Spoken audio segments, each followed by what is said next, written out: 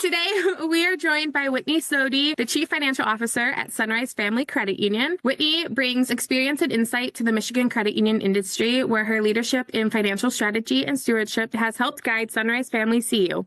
As CFO, Whitney plays a pivotal role in ensuring the financial health and sustainability of her credit union while also championing transparency and member-focused values. In this episode, we're going to dive into her journey in finance, her perspective on involving the credit union landscape, and how Sunrise Family CU is preparing for the future. Welcome, Whitney. Thank you so much for having me. I'm excited to chat with you guys today.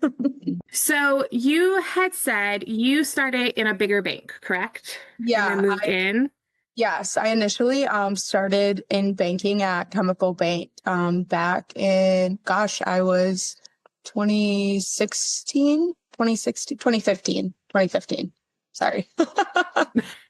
To be fair, from like 2020 to 2022 doesn't count. Yeah, exactly. It also feels like it's been so long ago. I just turned 30 a couple weeks ago, and I'm like, gosh, it feels like ages ago, even though it wasn't. It feels that way. Welcome to your 30s. Yeah. I keep hearing it's a great decade to be in. Honestly, my 30s were way better than my 20s. Yeah, that's what I keep hearing. I feel like as adults, we find ourselves more in our 30s. And like, I bought a house when I was 32. So like 30s have been a good decade for everybody that I hear. So awesome. Exciting. You're in for a ride. What inspired you, or what made you want to move from banking into this industry? Yeah, so growing up, my grandma was actually in banking for 35 years. She retired from, it was National City, which was bought out by PNC Bank years ago. So she retired from there. And I just, grew up going and visiting her at work all the time. You get your dum-dum stuckers and the stickers, and I only knew banking. I didn't know the credit union world, right? And so fresh out of high school, going into college, she's like, go apply to be a teller at a bank. She's like, most weekends off, holidays, like it's a good entry level position. And so that's what I did. Starting off at Chemical Bank as a part-time teller. I did end up leaving Chemical Bank as they were transitioning over to TCF. So then I went over to Independent Bank. And then actually a family friend of ours was working at a local credit union, and he reached out and was like, knew my experience, knew I was a teller. And he's like, hey, I think you would really enjoy working here. And he explained how the work culture was so great, and the benefits, and just so much opportunity for internal growth. And so all of that just was intriguing. And so I was fortunate enough to get hired into the credit union industry in 2017. And it's been a whirlwind in many, many great ways. I did take a slight break. I was in public accounting after I finished up my master's degree. But then April 2023 is when I was welcomed back into the industry. So. Yay. Wow. So you kind of went all over the place and. Yeah. Oh my gosh. Yeah. And the only reason I had left the credit union I was at is because the role that I was in a collections fraud role, but my degree was in finance and accounting, and they didn't have an open position for me to transition to at the time. And so, I kind of had to just do at that moment what was going to be best for my career. And so that's kind of where that transition came into play, was between credit union and public accounting. And then when I got the call of, hey, Sunrise Family Credit Union actually at the time was looking for VP of accounting, you should apply. I was so nervous. And my husband said, do it. He's like, you are so smart. He's like, you are one of the smartest people I know. You will do great. And so I did. And here we are today. I love that you have someone championing for you. Yeah, he is. He's a cheerleader for sure. And I appreciate that so much. Oh my gosh, I love that. What were some of the biggest cultural shifts and mind shifts that you've noticed within credit unions versus banks, or in general from going from public accounting over?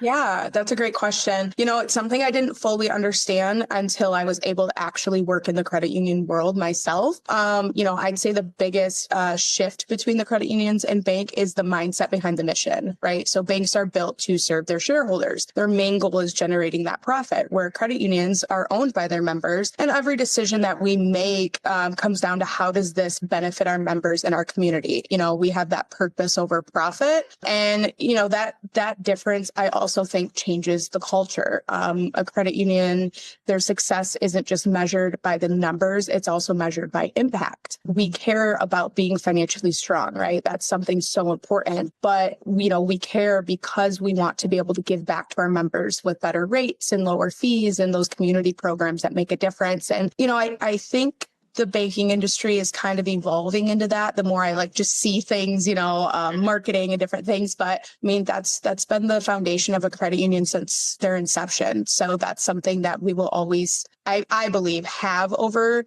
those banks. And so that was the biggest thing that I noticed was how much credit unions value their membership and the community they're serving over, hey, we need to make X amount of dollars this quarter, to give back to our shareholders type of atmosphere. I have seen banks trying to be more community. I feel like we have for so long as credit unions have tried to emulate banks in a way and get the bigger money and get the technology. But now we're watching them kind of try to take our ideas from us. And it's kind of interesting to see the shift because that's my Roman Empire is watching all of this stuff and seeing it. And in the compliance side of it, when Chase Bank had the whole ATM thing last year and all of that, I was following every single news outlet about it because I was like, yeah. It's crazy. And what was it? Comerica and Fifth Third's buying Comerica, yeah, I just heard that. Yeah. And that's such a huge deal. And, as somebody who used to personally bank at a bank, I don't believe you get the same level of service, maybe going in person, but when it comes to being able to access online or over the phone, it's I believe, much more difficult.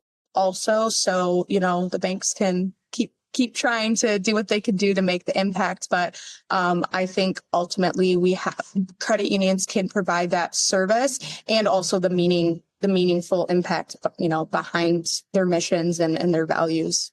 100%. I agree with that.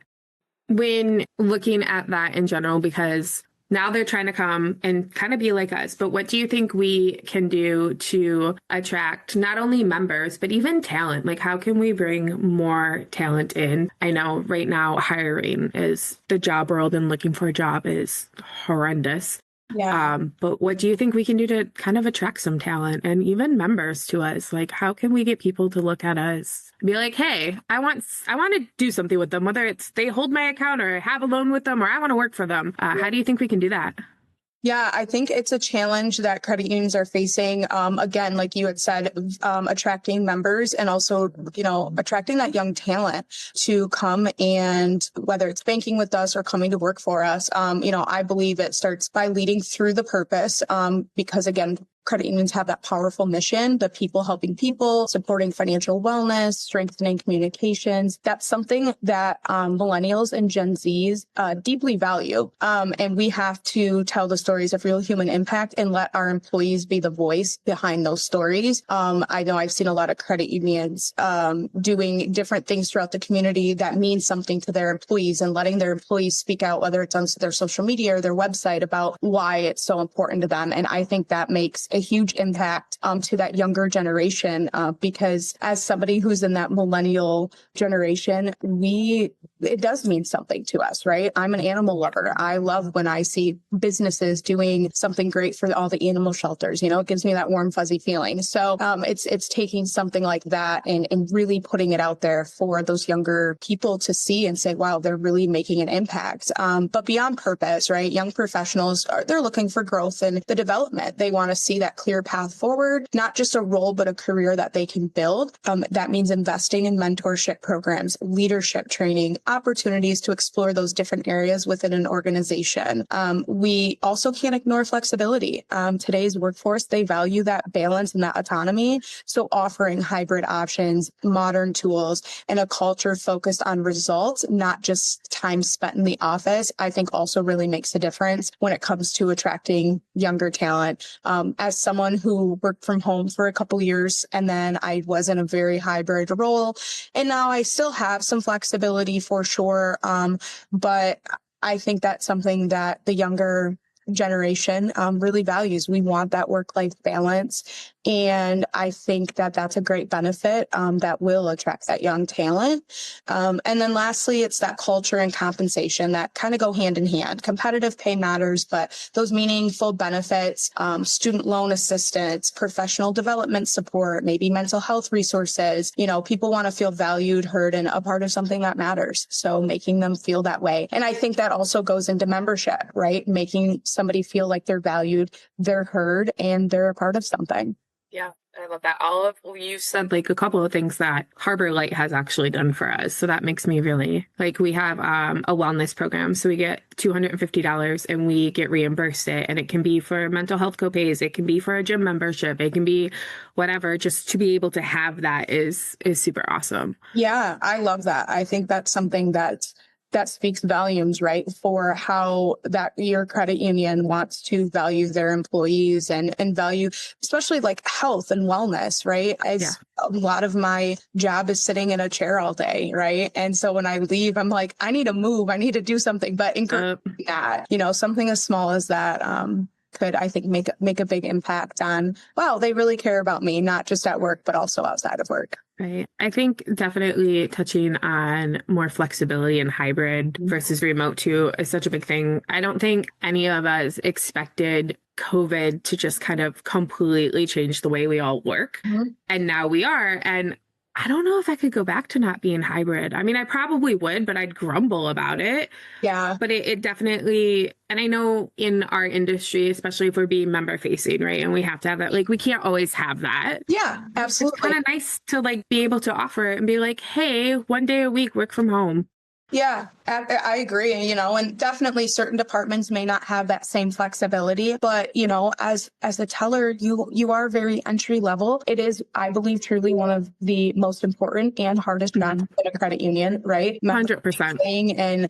And taking that time with the member and giving them that good experience. But it is also entry level. And so that means that you have opportunity to move into those other positions that may offer that hybrid flexibility or the work from home and so it's a possibility. I remember way back, in college and I was younger and I thought I would make it. As soon as I had a job that I could work from home, I've made it. That's what my thought process was, because it was such a, far-fetched idea, right? And then I was working from home because of COVID. It's like, see you in 2 weeks and then 2 years later and I was still working from home. But I'm like, oh, well, I still have a lot more to go. I haven't quite made it yet. Exactly. I thought I did, but I haven't. Exactly. So I think to the point of flexibility and such, depending on where you're at too in your career, if you're just starting out, not just focus so much on that piece, right? Of once I get there, that means I made it. It comes in time. It comes with experience. And it comes with ultimately what you want to do. And some people really enjoy member services and seeing people face to face. So that's what they enjoy doing. Then they probably won't have a work from home option, but they should be happy, because that's what they choose. Yeah. What advice? So even being a teller, I'm a firm believer that everybody should have been a teller at least for a day to deal with that crazy, preferably on the Friday. That is the first of the month because you have the first and the third all on Friday. If you can survive that, you're golden. That is my number one idea. I think you should all have to work that day. Absolutely. It's madness. But that is the entry level and you do start working your way up and seeing it. What advice do you give someone early in their career who just started out as a part-time teller and, coming into this industry? What do you tell them? Yeah. So someone early in their career that maybe considering a future in the credit union industry, I think my biggest piece of advice would be just say yes to opportunities, even if they scare you a little bit. When I first started in the industry, I had no idea how many directions a credit union career could take. For me, Same. I was already in school, right, for finance and accounting, but all the opportunities throughout, a loan department, compliance, operations, it's truly endless. You just have to find what area you thoroughly enjoy and know that no matter what department, whether it's member facing or back office, you're still making a difference and impacting your membership. You have a purpose. Ask questions too. Genuinely care about the learning and expanding of your knowledge of the credit union industry and the various departments. At one point in time, I was like in a member contact center setting, and they had a large manual that covered little bits and pieces of every department, because answering phones, right, and helping members over the phone, you have to be able to answer the most basic. And I learned so much being in that setting because I got to touch a little bit of each department. And so I think that was honestly a great experience for me to be in there, because yes, I've never done loans. That's one area of the credit union I've never worked in, but I have a little bit of an idea, right? Just from the various roles I've had, and it can feel at times that departments do different things compared to one another. But at the end of the day, each department is a player on one team, and that one team is the credit union, right? So I would say, don't underestimate the power of relationships either. Network, meet other young professionals, or those that have even been in the industry longer than you. A local CEO has been so helpful to me since I stepped into my VP CFO role. She's a wealth of knowledge and just is always so grateful to help me and take the time to share her knowledge with me. So if there's a path you want to take, I would say build a relationship with someone who's already in that role, right? Talk to them, ask them questions, even ask about job shadowing, because you may job shadow them and decide, just kidding, I don't want to do what they do anymore, right? No, thank you. Yeah, exactly. Thanks. Yes. And, show your interest, express the want for a specific career path. Sometimes, especially as a leader, I do have the fault of not always having that conversation with my employees until like the end of the year during performance management. Like, where would you like to see yourself in 5 years, right? Sometimes I'm like, hey, if you want to do something, come to me and let's talk about it. So go to your, superior and say, hey, I really think I'm interested in taking this path. Can you help me? And so I think, that would be my biggest piece of advice. And then the other thing I would say is just work with integrity and heart and hard work, right? Those three things, like, I believe the opportunities could be endless. Be open, stay curious, find those mentors. Don't be afraid to grow faster than you plan. This industry needs fresh energy, new ideas, and leaders who care. Yeah, 100%. I love all of those points. That's so well-rounded. I love it. I also definitely agree with, telling somebody, I want to do this. You have to advocate to yourself sometimes, because sometimes people underestimate us, and I want to advocate. I want to do this. Let me do it. And I think that's a big one, is push that comfort zone and advocate for yourself, and keep learning the why. Yeah, never stop learning. For us here at Sunrise, we have through America's credit unions, we use the CPD training. Yep, so do we. Yeah, and all of our employees have access to it. And I know there are some employees around here who, if they have a little downtime, they get on there and they start taking a class, right? And it may not pertain exactly to what they're doing right now, but they're still learning. They're learning about the credit union industry. So it's again that staying curious and wanting to continue to learn. Even in position, I don't know everything. And I tell my staff that all the time. I don't have all the answers all the time, I promise you. A lot of days I go to them and I'm like, what is this again? What, So yeah, I'm one of those employees that takes a CPD for funsies. It's been a while because I have so much on my plate, but I'm like, why not? Yeah. We just started using it this year, and I'll be honest, it's something we've kind of become a little lax on in the beginning. We were like, this is what needs to be done, but we've been going, just in a growth phase. And so anyway, it's something that we're picking back up, and we want to have curriculum for like all the different positions throughout the credit union, how we go from this position to this next position, and we'll take this curriculum and CPD and so on and so forth. So I think it's a lot of great information from from what I have seen, I need to also get in there and do some things myself. 10 out of 10 recommend that platform. We have annual CPDs. Like I think there's 4 that they have us do annually. And then like once a quarter, we get like a random one pertaining specifically to our job. And I think it's a great course. I was told they wanted me to possibly do the InfoSite masterclass last year. And then my supervisor said, well, I mean, you're going to learn everything for the CUCE, and that's through CPD if you just want to do it and get your certification. And I was like, I'll do that. Yeah. Why not? They have so many different little, like they have one course that's the history of credit unions, and it goes back to like 1800s in Germany. Yeah. See, and I think that's something that I believe everybody should learn that, right? And know exactly where you're working and how it came about. And, because that is such a misconception between banks, credit unions, or what's the difference is in a lot of younger people's minds, right? They just don't know. And so, I think that's great. And even to remind those that have been here for 25 plus years, where did we come from? Look back at our roots. Yeah, exactly. What other misconceptions do you think we have that people have about us?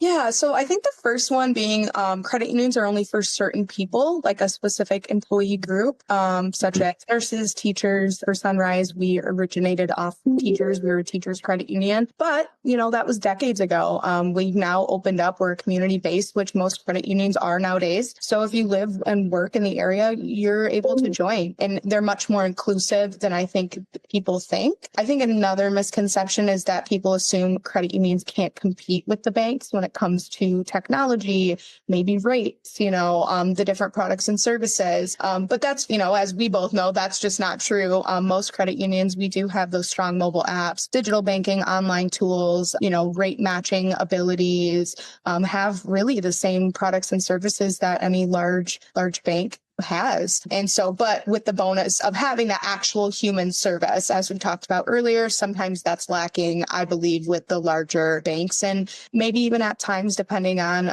with too large of a credit union, right? I know that I've heard that recently from some people. But again, it just comes down to servicing our members. And then also just the career growth opportunities are huge. It's an industry that rewards hard work, creativity, and, heart. We're modern, we're mission driven and focused on people over profit. And once you experience that difference, I think that makes it hard to go back.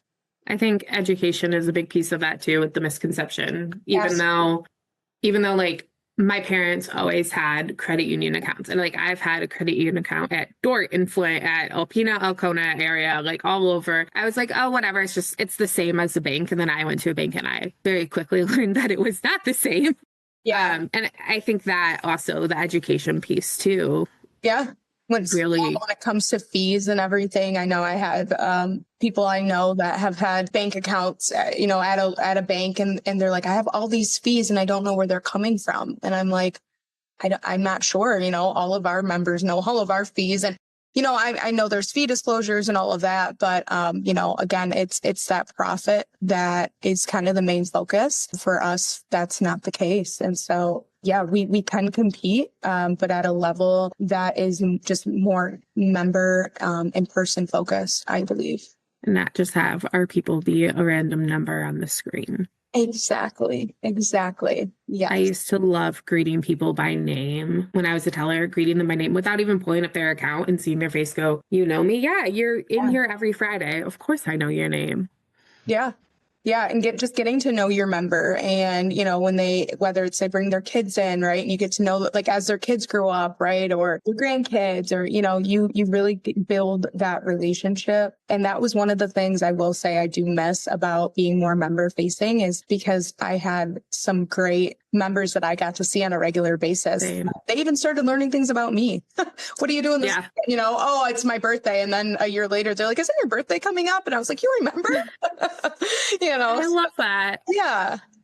There's a few members of the credit union where if I'm looking in the teller I'm looking, I have a few that usually would go through the drive-thru, and I've seen them in the drive, and I've been like, move. I need to say hi to my person. It's been 2 years. Hi, I'm still here. Yes. And I love having that relationship, and the fact that you can build those with people, and then you're not member facing and they still remember you. That's so my accountant in my department, she's been with us for 17 years.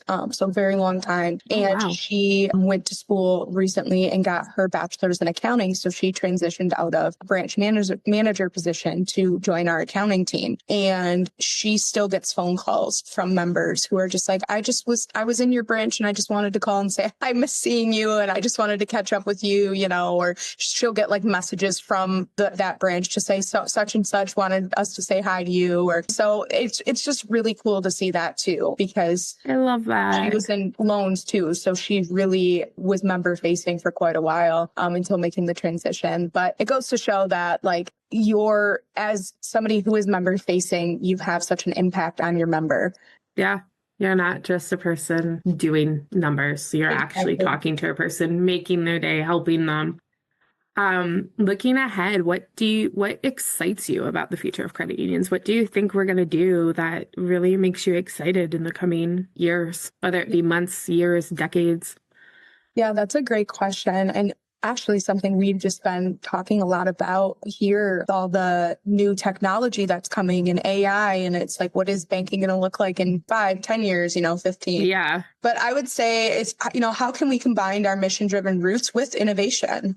With technology, we have opportunities to provide those members with an experience that fits the need of every member that you may have in ways that we never could before. And so I'm really just excited about the next generation of that and the next generation of leaders, young professionals bringing in new ideas, new perspective, and that desire to make a real impact with also including that innovation, and I look forward to how we can attract and grow young talent, bring in the young members, and how can we, keep those young members with us for the foreseeable future. And so, yeah, I think the future is exciting because credit unions can grow, innovate, and stay true to what makes them special. And in doing so, make a difference with their members and the local communities. I hope we all grow and do amazing because this industry cannot go away. I will riot and burn you to the ground. I fully agree. And that's like, with AI coming out and it's something that I recently was, heard, if you're not adopting AI in the next 3 to 5 years, you're going to be so far behind. Yeah. And I think there's a fear and even in employees and members, they hear AI and they're like, my job's going to go away. The union is going to become a robot. And it's like, no, that's not the case. We need every single employee that we have. We aren't going to give our members to a robot. It's just, how can we make things more efficient, more streamlined, and to provide that better service and then take those employees and put them into those positions that they can really give the member their full attention, right? Because you're never not going to need face-to-face. I know digital banking, mobile banking is something that, they can just go on the app, but you're always going to need someone to come into, to talk to. People always are going to want face-to-face. I believe that, even as someone who loves doing their banking online, it can just do everything, every once in a while I find myself like, nope, I need to go and visit someone in person to do this. So I don't believe that the AI will be changing any of the human service aspect of the credit union. I think it'll just, the way I look at it is it will allow me to free up time that I spend repetitive, that I can do it more efficiently so I can go and do other things and make a bigger impact or do more. Yes, absolutely. Absolutely. I agree with that. I think that's what a lot of people need to focus on. Our CEO has stood up and said, I just want everybody to know your job is safe. Yeah. Because it is a valid fear. I also think that there's been fear mongering among maybe the older generation more than millennials. But there's that fear, it's going to go away. No, it's going to help me do my job better and be more efficient. And that's what we want. To be able to serve our members better, we have to be more efficient. Yeah.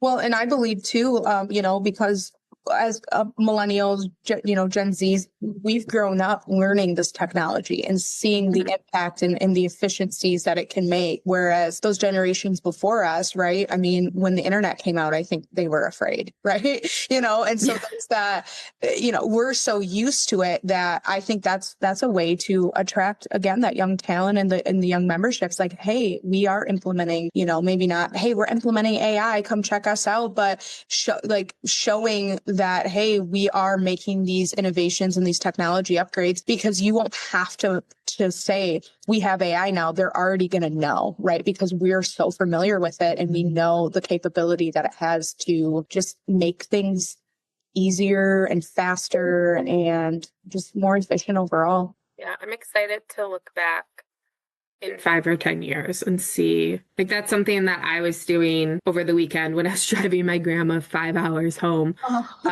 Is I was remembering, and that was one way, by the way. It was a long weekend. Gosh, you're really Nick's granddaughter. Girl.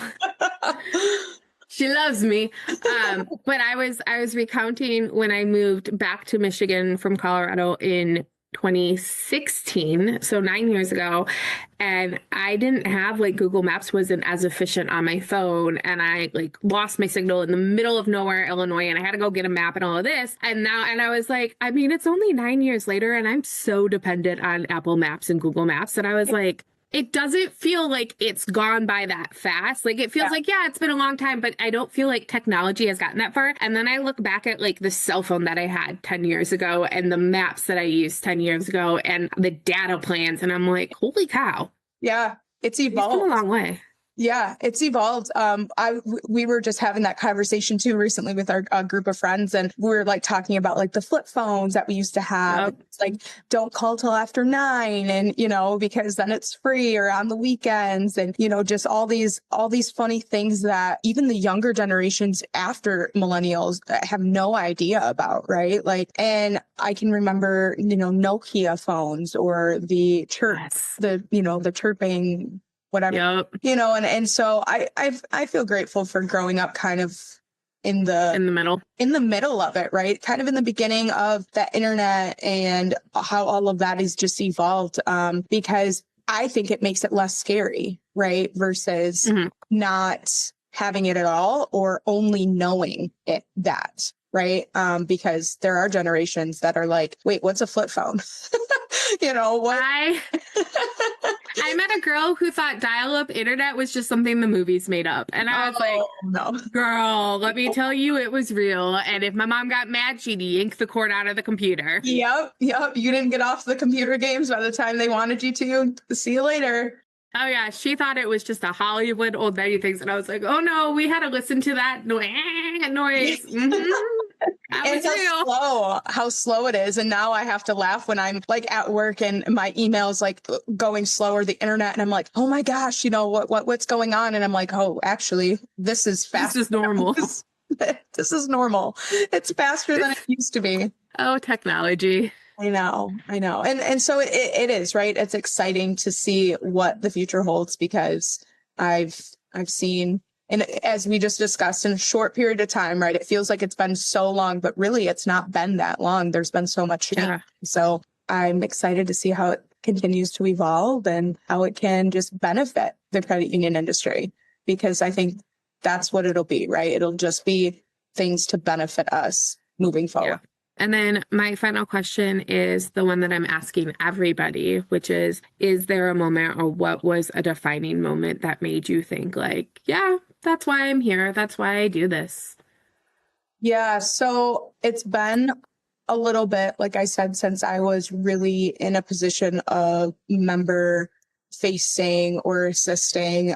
But as I said, the kind of the last position I was in that I was regularly speaking with members was when I was in collections and fraud. And this is when I really started to feel a part of the people helping people. I mean, again, every position throughout the credit union can hold that. But when you're dealing with someone who, has experienced fraud on their account and they don't know what to do and they've just lost all their money to someone, that made an impact for me. I was in collections fraud also during the beginning of COVID, which was really difficult times, as people getting laid off and not knowing if they were going to have their jobs, or getting sent home with no pay at all, and before unemployment got all figured out. And so I would say that being in that department and in that position, being able to just help those who were in a struggling position and in that time of need really made that impact. And again, that's not to discount the importance of any other position throughout the credit union, but for me personally, that's when I really started to feel it. Oh, good old COVID making us all doubt things. I know, right? It was a fever dream. There's like weird, my husband and I were talking, it's like, man, some days wish we could kind of go back to those times because, you know, it was kind of just being home and not really, you know, just like couldn't go anywhere. Yeah, COVID definitely, watching credit unions band together during that, or even not this shutdown, but the government shutdown in 2018, watching how, like, even us at Harbor Light, how we were approaching our people, our members who were a government employee, like my mom, and extending loans, where at banks, I don't think they necessarily would have seen that. Yeah. No, absolutely. And that's kind of like also, I don't know if you had heard, but back in May 2020, Midland, Michigan, those dams broke. Yep. And the whole entire city of Midland and the lakes and everything, they all flooded. I was working for a credit union in Midland when that happened. I was in collections and fraud when that happened. So not only were we dealing with COVID, but then when that happened, seeing the quick action of our leaders within that credit union get together to say, okay, how can we help our members who are going through now another devastating, you know, I mean, COVID was devastating because nobody knew really what was going on, and it was job loss and so on and so forth. But then you lose all your belongings, you lose your home, you know, you don't even have that safe space to go to, right? In a scary time. And so, yeah, it was just watching them come together and us just step up and say, this is what we're going to do for you, was really, really impactful. That's amazing. Yeah. I feel like I said that like 50 times, but it's very true. I love stories like that. We're seeing us step up and becoming one. Yeah. Helping the community. Absolutely. Absolutely. Well, thank you so much for joining me and talking. Yeah, no problem at all. I'm glad we were able to connect and get it done.